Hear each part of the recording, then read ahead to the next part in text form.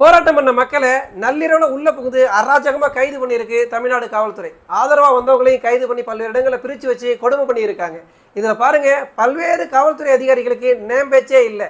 வழக்கம் போல் தமிழ்நாடு காவல்துறையுடைய வாகனங்களில் number plate இல்லாமல் நபர்களை கைது செஞ்சு கொண்டு போயிருக்காங்க.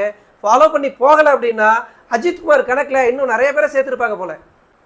சீருடை இல்லாமல், நேம் பேச்சு இல்லாமல், நம்பர் பிளேட் இல்லாமல் இயங்குதுன்னா அது ஜனநாயக அரசாங்கத்துடைய காவல்துறை தானா, இல்லை சர்வாதிகார பாசிச அரசாங்கத்துடைய அடியால் கூட்டமா? எளிய மக்களுக்கான அரசு, சமூக நீதி அரசு, திராவிட மாடல் அரசு அப்படின்னு அவங்களுக்கு அவங்களே பேர் வச்சுக்கக்கூடிய திமுக அரசாங்கம் செய்கிறதெல்லாம் அடாவடித்தன, அராஜக, சர்வாதிகார பாசிச ஆட்சி. கடந்த ஆண்டு திமுக அரசாங்கத்தை ஒன்றிய பாஜக அரசாங்கத்தோட ஒப்பிட்டு ரெண்டு பேருமே செய்கிறது பாசிச ஆட்சி தான் அப்படின்னு தமிழக வெற்றி கழக தலைவர் விஜய் அவர்கள் பேசின போது ரெண்டு பேரையும் எப்படி ஒரே தட்டில் வச்சு மதிப்பிடலாம், திமுகவும் பாஜகவும் ஒன்னா, பாஜக நடத்துகிற பாசிச ஆட்சி போலயா திமுக ஆட்சி இருக்கு அப்படின்னு கொந்தளிச்ச தோழர்கள்லாம் இன்னைக்கு கொடி பிடிக்க போயிருக்காங்க திமுக அரசாங்கத்துக்கு எதிராக. அதுவும் இன்னைக்கு தூய்மை பணியாளர்கள் மேல அக்கறை வந்தது போல அமைச்சரவை முடிவு அப்படின்னு சொல்லி 6 அறிவிப்புகளை வெளியிட்டாங்க. அதுல தூய்மை பணியாளர்கள் அவங்களோட நலனுக்காக செய்கிறோம் அப்படின்னு சொல்லி அறிவிச்சிருக்காங்க. எங்க இருக்காங்க தூய்மை பணியாளர்கள்? எல்லாருமே ஒப்பந்த பணியாளர்கள் ஆகிட்டாங்க. அரசாங்கத்தோட தூய்மை பணியை செய்ய போகிறது ஒப்பந்த நிறுவனம். இவங்கெல்லாம் அந்த ஒப்பந்த நிறுவனத்துக்கிட்ட போய் ஒப்பந்தத்துக்கு வேலை செய்யணும்னு சொல்லியாச்சு. அப்புறம் எங்கேருந்து வருவாங்க தூய்மை பணியாளர்கள்? அவங்களுக்கு நீங்கள் என்ன பலனை கொடுக்க போறீங்க, எப்படி கொடுக்க போறீங்க?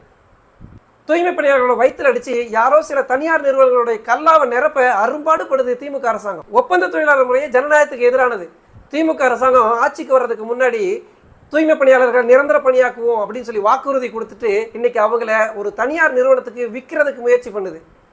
வாக்குறுதியே கொடுக்கலன்னு தொடங்கி வாக்குறுதி கொடுத்தா செஞ்சிடணுமான்னு அது வேற வாயி இது வேற வாயின்னு சினிமா வசனம் போல திமுகவுக்கு முட்டு கொடுக்குற அடிப்படி எல்லாம் பேசிக்கிட்டு இருக்காங்க. இதில் போக்குவரத்து தொழிலாளர்களை தனியார் மயமாக்குறதுக்கு ரகசியமாக வேலை வேற தனியாக நடந்துகிட்டு இருக்கு. திமுகக்கு முரட்டு முட்டு கொடுத்துக்கிட்டு இருந்த ஆதரவாளர்கள்லாம் நேற்று மைத்ரேயன் கட்சியில் சேர்ற வரையும் மூடிக்கிட்டு இருந்தவங்க இன்னைக்கு தான் லேசாக முணுமுணுக்க துவங்கியிருக்காங்க. இனி திமுக மீண்டும் ஆட்சி அமைக்க வாய்ப்பே இல்லைன்னு தோணுது. ஒருவேளை மோடி ஸ்டைலில் ஆட்சி அமைக்கலாம் அப்படின்னா அது தமிழ்நாட்டில் சாத்தியமானு தெரியலை. அதுக்கு அரசு ஊழியர்கள் சாதகமாக இருக்கணும். ஆனால் தமிழ்நாட்டில் அரசு ஊழியர்களும் தமிழ்நாடு அரசுக்கு எதிராக இருக்காங்க.